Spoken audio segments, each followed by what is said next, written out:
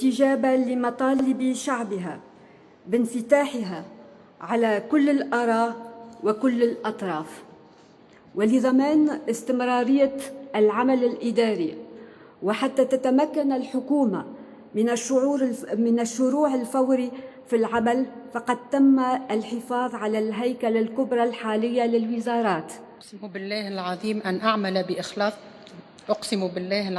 أعمل بإخلاص لخير تونس، وأن أحترم دستورها وتشريعها، وأن أرعى مصالحها، وأن ألتزم بالولاء لها. بسم الله الرحمن الرحيم. أقسم بالله العظيم أن أعمل بإخلاص لخير تونس، وأن أحترم دستورها وتشريعها، وأن أرعى مصالحها، وأن ألتزم بالولاء لها.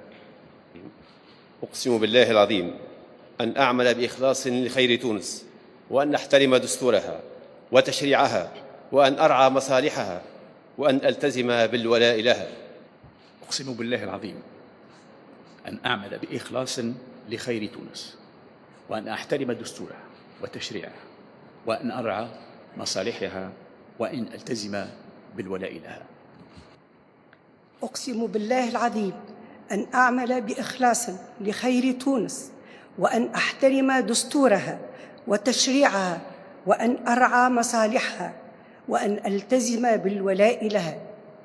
والحمد لله رب العالمين، والصلاة والسلام على أشرف المرسلين.